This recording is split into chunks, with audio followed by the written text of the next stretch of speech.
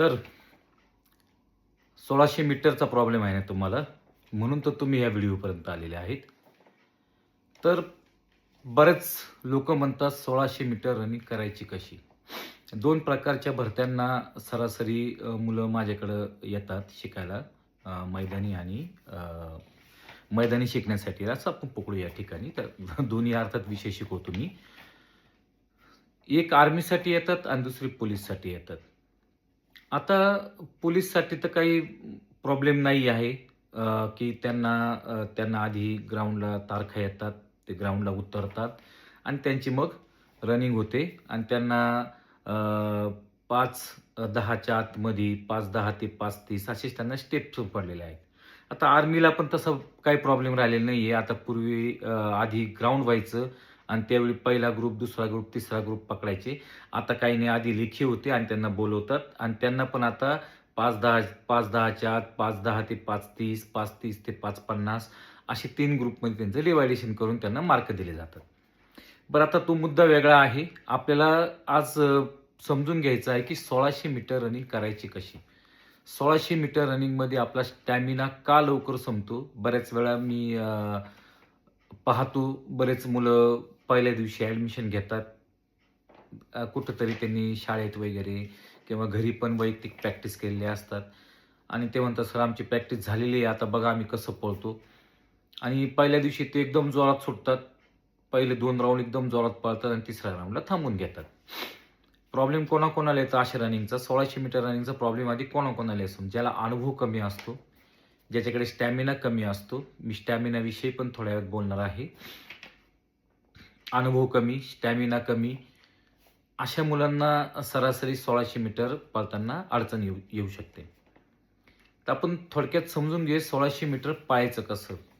आता बरेच जण बोलतात, पहिला ट्रॅक एवढ्या ह्याच्यात मारा, दुसरा एवढ्या ह्याच्यात मारा, तिसरा एवढ्या ह्याच्यात मारा, चौथा एवढ्या ह्याच्यात मारा. आणि बरेच वेळा मी रील पाहताना मला येतात, "पोरांनो पहिला 1 मिनिटाच्या आत मारा, दुसरा 1:10च्या आत मारा." तर अशी रनिंग नसते. तर रनिंग 1600 मीटर पळणं हे एक टेक्निक आहे आणि त्या टेक्निकविषयी मी थोडक्यात तुम्हाला सांगणार आहे. आधी मी सांगतो तुम्हाला 1600 मीटर पळायचं कसं? तर 1600 मीटर पळताना 2 टप्पे पडायचे. आता मुलींविषयी पण बोलणार आहे 800 मीटरचं मी याच्यानंतर. आधी आपण 1600 मीटर विषयी बोलून घेऊ. 1600 मीटरचे 2 भाग करायचे. एक 800 मीटर आणि दुसरा 800 मीटर. त्यात परत दुसऱ्या 800 मीटरचे 2 भाग करायचे. पहिला 800, दुसरा 400, तिसरा 400 असे 3 टप्पे करायचे. या 3 टप्प्यामध्ये पहिले 2 टप्पे जे आहे म्हणजे 800 मीटर टप्पा जो आहे, तो नॉर्मल स्पीडने मारायचा आहे. आता हे का मारायचं नॉर्मल स्पीडने हे पण समजून घेऊ. 1600 मीटर किंवा 800 मीटर रनिंग पळताना जी रनिंग करतात त्याला ती असावी प्रोग्रेसिव्ह रनिंग. प्रोग्रेसिव्ह रनिंग म्हणजे काय? स्लो, मीडियम आणि फास्ट अशा 3 टप्प्यामध्ये ही रनिंग होत असते. तर मी आधीच बोललो तुम्हाला पहिले 2 ट्रॅक जे आहे ते तुम्हाला नॉर्मल मारायचे असतात. नंतर तिसरा ट्रॅक मीडियम आणि चौथा ट्रॅक फास्ट मारायचा असतो.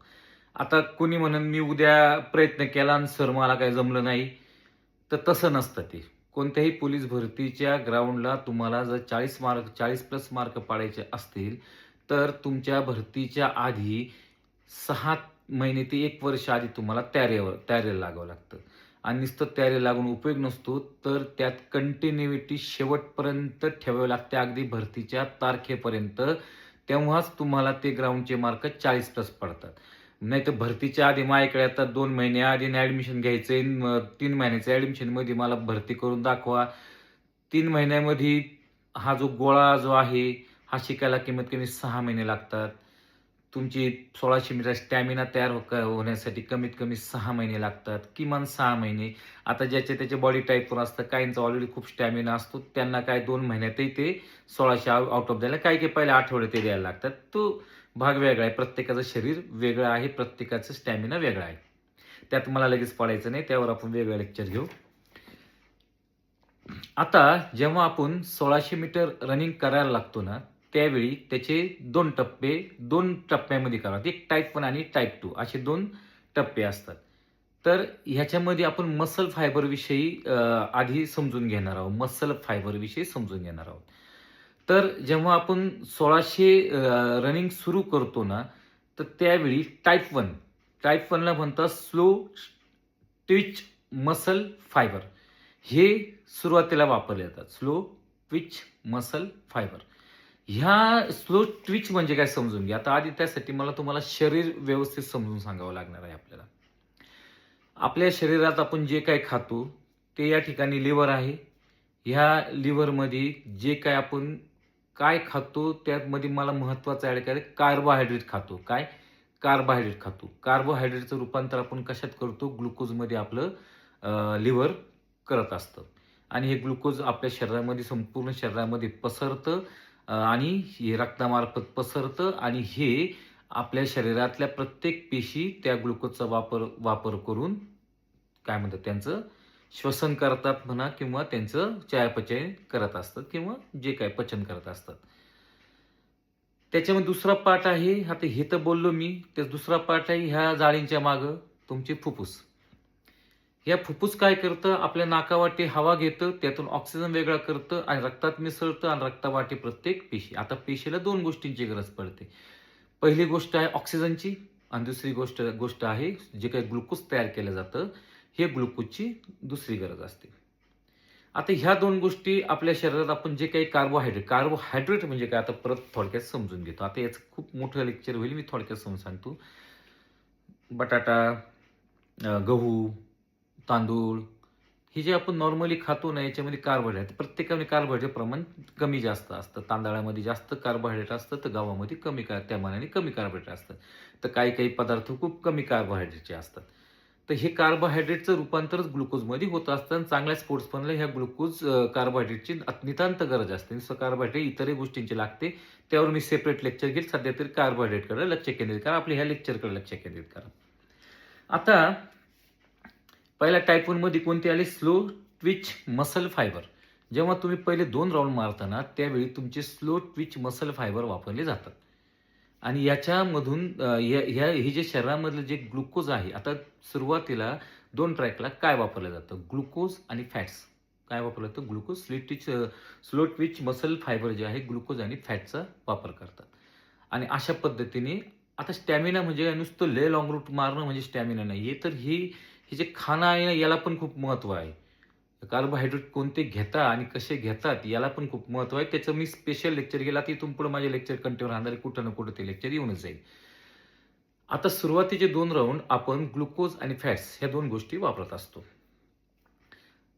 तिसऱ्या राउंडला आपलं ग्लुकोज आणि फॅट जे काय आहे शरीरात असतं ते कमी पडायला लागतं. आता याच्याबरोबर आणखी एक गोष्ट आहे ऑक्सिजन. हे जे ऑक्सिजन आपण घेतो ना, पहिल्या 2 राउंडला आपण ऑक्सिजनच्या द्वारे श्वसन करत असतो. ऑक्सिजन रक्तात मिसळलं तर रक्ताद्वारे प्रत्येक पेशींपर्यंत पोहोचवलं जातं ग्लुकोज आणि ऑक्सिजन दोन्ही गोष्टी. तिसऱ्या ट्रॅकला थोडं ऑक्सिजन कमी पडायला आपल्याला दम लागायला लागतो. आपल्याला श्वास झपाट्याने घ्यायला लागतो. कारण शरीराची पेशींना ऑक्सिजनची गरज पडायला लागते आणि पेशी ऑक्सिजन मागायला लागतात. ग्लुकोज तर तुमच्या लिव्हरमधून ते सोडायला सुरुवात करतंच, कारण तो महत्त्वाचा पार्ट आहे. लिव्हर म्हणजे अशी गोष्ट आहे, की ज्याच्यामध्ये ग्लुकोज साठा करून ठेवलं जातं आणि ते योग्य वेळी वापरलं जातं. रोज आपल्या शरीरात पहाटेला उठल्यानंतर ह्या ग्लुकोजचा काय म्हणतात ग्लुकोज ह्या लिव्हरमधून बाहेर टाकलं जातं आपल्याला दिवसभर एनर्जी देण्यासाठी. म्हणून सकाळी ग्राउंड केल्यावर खूप छान वाटतं आणि दुपारच्या ग्राउंडला कंटाळा येतो, थकवा येतो, असं बरेच मुलं म्हणतात. याचं कारण म्हणजे सकाळी आपल्या शरीरामधून बऱ्याच मोठ्या प्रमाणात ग्लुकोज शरीराच्या ब्लड स्ट्रीममध्ये सोडलं जातं आणि त्याच्यामुळं ते आपल्याला थोडं फ्रेश वाटतं. तो पण नंतरचा भाग आहे.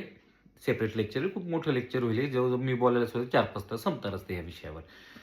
आता त्यानंतर तिसऱ्या ट्रॅकला आपलं ऑक्सिजन कमी पडायला लागतं. श्वास जोरजोरात वाढायला लागतो. स्पीड वाढायला लागतो. हृदयाचे ठोके वाढायला. हृदय काय करतं धड-धड रक्त पूर्ण पेशींपर्यंत सोडायला सुरू होतं. मेंदू हृदयाला ऑर्डर देतं, "बाबा, हे काही थांबायचं नाही. हे काही पळणं सोडणार नाही. हा पोरगा हा मरायला-बिरायला बसला. याला जोरजोरात याला ऑक्सिजन पुरव आणि ग्लुकोज पुरव." आता स्टॅमिना तर यालाच म्हणतात ना. तुमच्या क्षमतेपेक्षा जास्त जेव्हा तुम्ही काही गोष्टी करतात, त्याला स्टॅमिना म्हणतात. ठीक आहे, म्हणून तर म्हटलं 6 महिने आधीच लागावं लागतं. लाँग रूट वगैरे बऱ्याच भानगडी असतात त्याच्यामध्ये. एका छोट्याशा गोष्टी नुसतं रनिंग केल्याने स्टॅमिना वाढत नाही. त्याच्याविषयी बोलणार आहे मी. आता तिसऱ्या राऊंडला ऑक्सिजन कमी पडायला लागतं, हृदयाचे ठोके वाढायला लागते. तिसरा राउंड मी मीडियम करायला सांगितलेला आहे तुम्हाला. पहिला 2 ट्रॅक स्लो, तिसरा स्लो म्हणजे नॉर्मल, तिसरा ट्रॅक मीडियम आणि चौथा ट्रॅक फास्ट.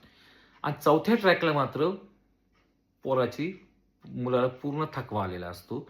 याचं कारण म्हणजे चौथ्या ट्रॅकला त्याच्या शरीरातलं फॅट संपलेलं असतं. नुसतं ग्लायकोजनच्याद्वारे तो तो पेशींना काय म्हणतात एनर्जी पुरवायला सुरुवात केलेली असते रक्तामधून.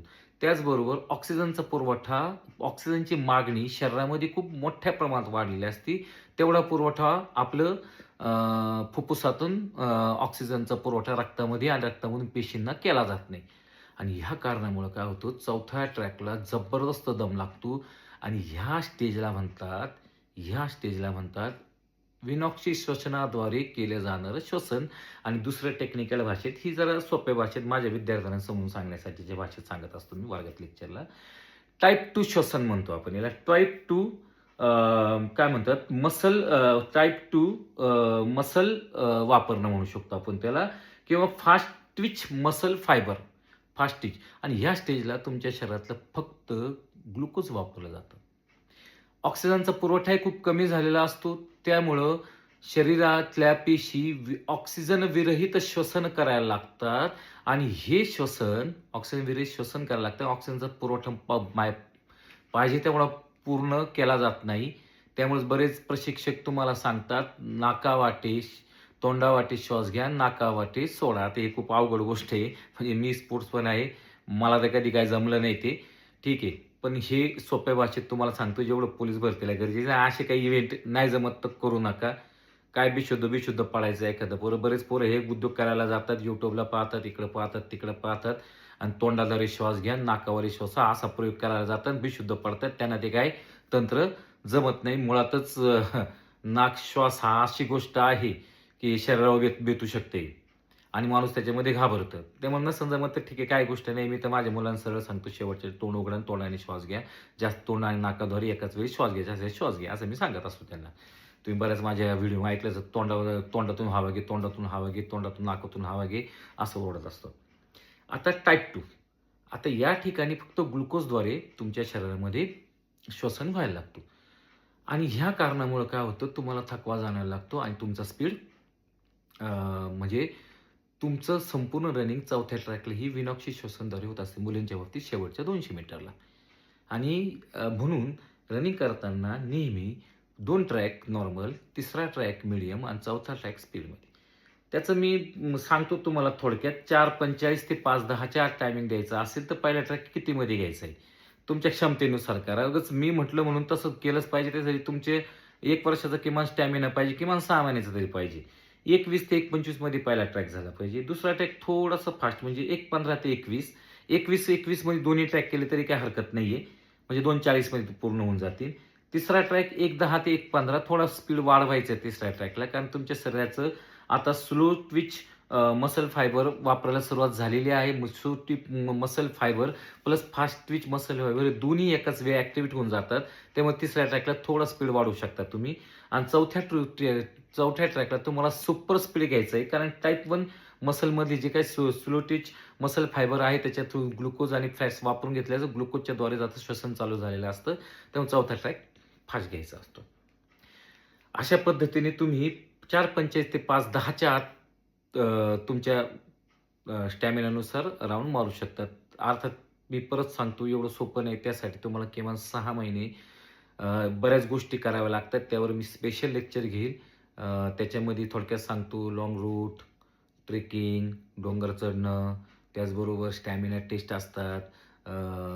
बऱ्याच गोष्टी अशा कराव्या लागतात. छोट्या-छोट्या गोष्टी सांगत बसत नाही मी तुम्हाला. ठीक आहे. बरेच मुलं म्हणतात, मी पहिला ट्रॅक लय फास्ट घेतो, दुसरा ट्रॅक पण फास्ट घेतो, तिसरा ट्रॅक नॉर्मल घेतो, सगळ्यांच्या पुढं सुटतो. हे बघा, माझ्याकडं पण बरेच विद्यार्थी 25 वर्षात असे आलेले आहेत, की त्यांनी खरोखर अशा प्रकारची रनिंग करून दाखवलेली आहे. सुरुवातीपासून माझ्याकडे तर एक गणेश म्हणून आहे, धुळ्याचं, माझ्याकडे मेजरच आहे. ते सुरुवातीपासूनच एका स्पीडमध्ये सुटतो. आता तो शेवटी शरीराचा भाग आहे प्रत्येकाच्या. काही-काही मुलं खरोखर पहिल्यापासूनच फास्ट सुटतात. आणि त्यांच्या शरीराचा भाग आहे आणि ते शेवट पण ते एका स्पीडने पूर्ण करतात. सुरुवातीपासून मग अगदी शेवटच्या ट्रॅकला काही मुलांना अर्धा-अर्धा ट्रॅक मागे फेकले असेल लोकांनी. तो त्यांच्या स्टॅमिनाचा भाग आहे, शरीररचनेचा भाग आहे आणि त्याच्या शरीरात काय आहे, काय नाही याचा भाग आहे. बऱ्याच वेळा ब्लड टेस्ट करून मी चेक करत राहतो, काय बा तुझ्याकडे वेगळं? बऱ्याच वेगवेगळ्या गोष्टी मी आयडेंटिफाय करत असतो. ते वेगळा भाग आहे तो लेक्चरचा. तर अशा पद्धतीने तुम्हाला ऑक्सिश्वसन आणि विनॉक्सिश्वसन ह्या 2 द्वारे तुम्हाला रनिंग करायची असते. त्यासाठी तुमचं खाणं काय असावं, याचं एक स्पेशल लेक्चर घेईल. कार्बोहायड्रेटचं प्रमाण मोठ्या प्रमाणात असावं. तुमचं याच्यानंतर पुढचं लेक्चर माझं असेल, की भरतीचे 3 दिवस आधी तुम्हाला ग्लुकोज बँक कशी भरायची आहे, त्यावर पण एक लेक्चर घेणार आहे. चॅनलला सबस्क्राईब करा आणि बेल आयकॉन टच करा. म्हणजे तुम्हाला येत्या भरतीपर्यंत प्रत्येक वेळी प्रत्येक स्टेजवर ग्राउंडच्या स्टेजवर काय करायचं, कसं करायचं याचं व्यवस्थित तुम्हाला मी माहिती देत जाईल. धन्यवाद. जय हिंद, जय महाराष्ट्र.